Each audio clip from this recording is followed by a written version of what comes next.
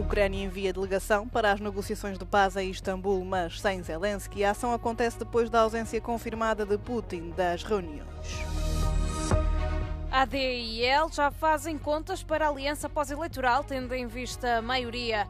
PS desvaloriza sondagens e acredita em vitória. Donald Trump recebido nos Emirados Árabes Unidos para a última etapa da sua digressão por vários países do Médio Oriente. Volodymyr Zelensky confirmou que enviou uma delegação a Istambul para conversações com representantes russos, mas disse que não iria participar pessoalmente. O presidente ucraniano disse que concordou com a participação da Ucrânia nas conversações com Moscovo por respeito aos líderes dos Estados Unidos e da Turquia e que esta ação demonstra de forma clara a vontade do país de colocar termo à guerra com a Rússia.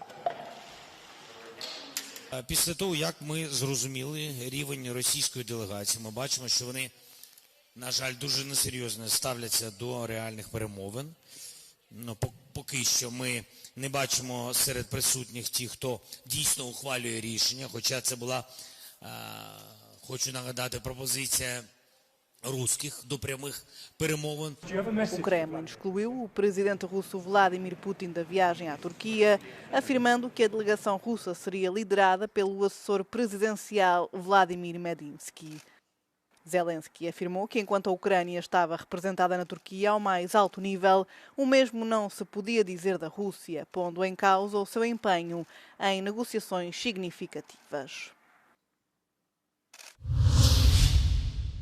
Esta quarta-feira, em Moscovo, Vladimir Putin reuniu-se com a equipa que participa nas conversações com a Ucrânia em Istambul e deu-lhes as últimas instruções. Putin não vai à Turquia, apesar do apelo do presidente ucraniano Volodymyr Zelensky, que disse que esperaria pessoalmente pelo líder do Kremlin. Любой политик, российский или международный, который обзывает его, который критикует его, Путин не разговаривает с такими людьми. И так как Зеленский очень много говорил в разные годы и сейчас продолжает говорить, выдвигать обвинения против Путина, я думаю, для Путина это невозможно. Поэтому это было заблуждение ждать, что Путин вообще согласен разговаривать с Зеленским. As conversações de março de 2022 foram imediatamente interrompidas devido a divergências acentuadas. Он говорит, это не новые переговоры, это просто следующий этап переговоров в Стамбуле, которые Запад и Украина прервали. Для него это очень важно демонстрировать не то, что я уже про это говорил, что он поддается давлению и потому идет на переговоры. Он говорит, нет, я продолжаю свою линию, это вы наконец-то согласились, что в 2022 году надо было подписывать мирное соглашение на тех условиях, которые предлагал Путин тогда. O Kremlin disse estar disposto a aceitar um cessar-fogo se o Ocidente deixar de fornecer armas à Ucrânia.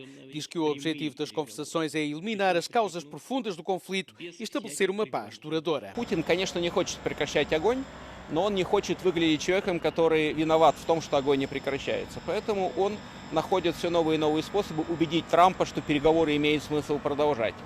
Как долго эта игра будет длиться, я не очень понимаю, но совершенно очевидно, что Путин не заинтересован в прекращении огня, потому что его цели в войне не достигнуты. Os média ucranianos dizem que os representantes de Kiev pretendem reunir-se com a equipa russa apenas para discutir a forma de implementar e monitorizar o cessar-fogo incondicional de 30 dias proposto pela administração Trump.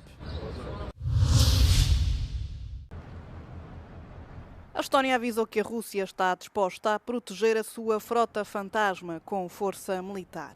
O aviso chega depois de um caça russo ter violado o espaço aéreo da NATO para verificar um suposto navio russo que a Estónia tinha interceptado nas suas águas.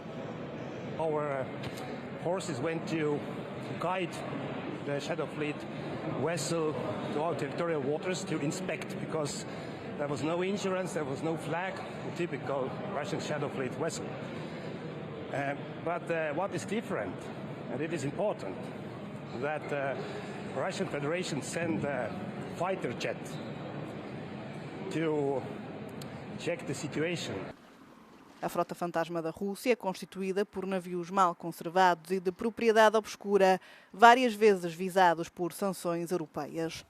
Moscovo começou a utilizar estas embarcações para tentar contornar as sanções internacionais sobre as suas exportações de petróleo colocadas após o início da guerra com a Ucrânia. Na reta final da campanha eleitoral, as caravanas partidárias visitaram mercados e fizeram arruadas em todo o país para convencer o eleitorado que ainda está indeciso.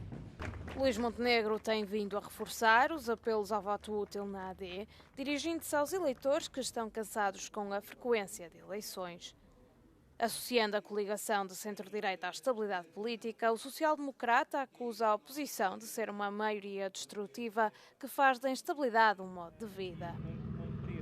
Neste sprint final para as eleições legislativas, Rui Rocha vai namorando a ideia de uma possível aliança pós-eleitoral com a AD e deu um passo em frente, desafiando diretamente Pedro Nuno Santos a esclarecer se o PS será uma força colaborativa ou de bloqueio na oposição, caso a AD vença as eleições e a Iniciativa Liberal integre o próximo governo. Apesar de as sondagens não serem favoráveis, Pedro Nuno Santos está confiante numa vitória do PS e considera que os portugueses perderam a confiança na AD. Até agora, sem falar em cenários de governabilidade no pós-eleições, o socialista garante apenas estar disponível para dialogar e ceder em nome da estabilidade política. André Ventura esteve em stand-by nos últimos dias da campanha após uma indisposição durante um comício que o obrigou a passar a noite de terça-feira no Hospital de Faro. Mais de 330 mil pessoas inscreveram-se para votar antecipadamente no domingo passado. Os restantes portugueses deverão votar já este domingo, 18 de maio. Joana Marão Carvalho, para a Euronews, em Santarém. Depois de se ter sentido mal na terça-feira, o cenário repetiu-se com André Ventura a ter de ser retirado em braços de uma arruada em Odmira. O líder do Chega caminhava entre a multidão quando levou as mãos ao peito em aparente esforço. Foi agarrado pelos seguranças e retirado do local.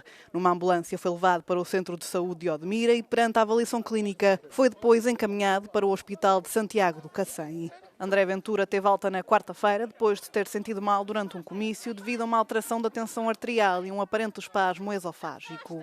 Marcelo Rebelo de Sousa lembrou o cansaço e stress das campanhas eleitorais, desejando que o líder do Chega recupere, melhore e tenha juízo. U.S. President Donald Trump landed in Abu Dhabi on Thursday for the final leg of his 4-day visit with Gulf allies. The president had a productive 24 hours in Doha, and his message to the world is that the United States is stronger than ever. He's also confident a deal with Iran could be reached, with Qatar leading negotiations between the two countries.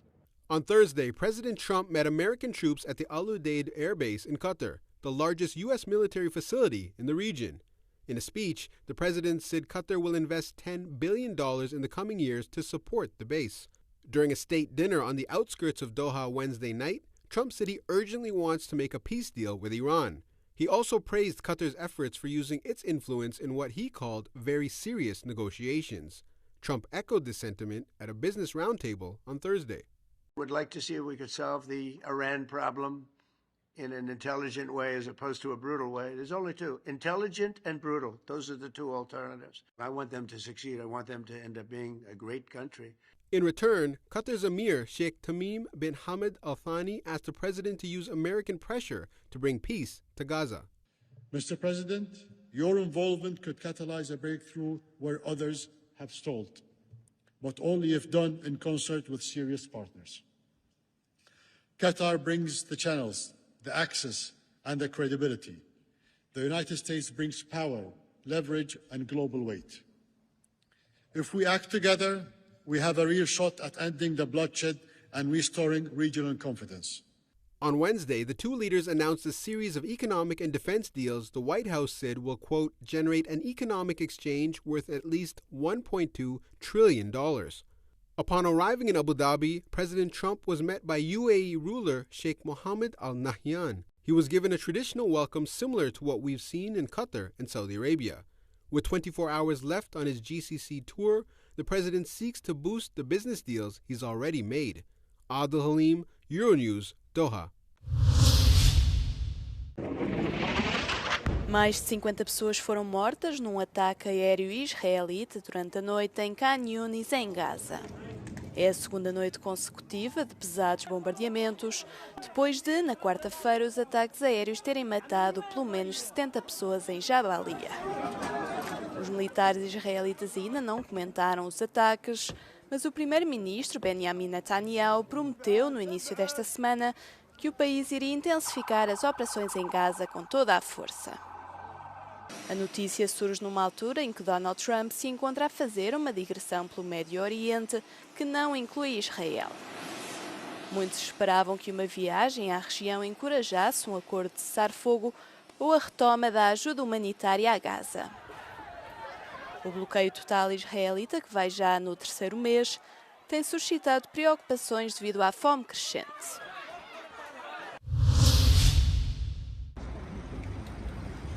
A base de dados de publicidade do TikTok está a violar as regras da União Europeia relativas às plataformas online. Esta é a conclusão do relatório preliminar divulgado pela Comissão Europeia. De acordo com o regulamento dos serviços digitais, as grandes plataformas online têm de ter uma base de dados de publicidade para que os investigadores possam detectar fraudes e campanhas de ameaças híbridas. A investigação da Comissão concluiu que o TikTok não fornece as informações necessárias sobre o conteúdo dos anúncios, sobre os utilizadores visados pelos mesmos, nem quem pagou por eles. O TikTok pode agora defender-se examinando os documentos e respondendo por escrito. No entanto, se as conclusões preliminares se confirmarem, a empresa pode ser multada em até 6% do seu volume de negócios anual total a nível mundial.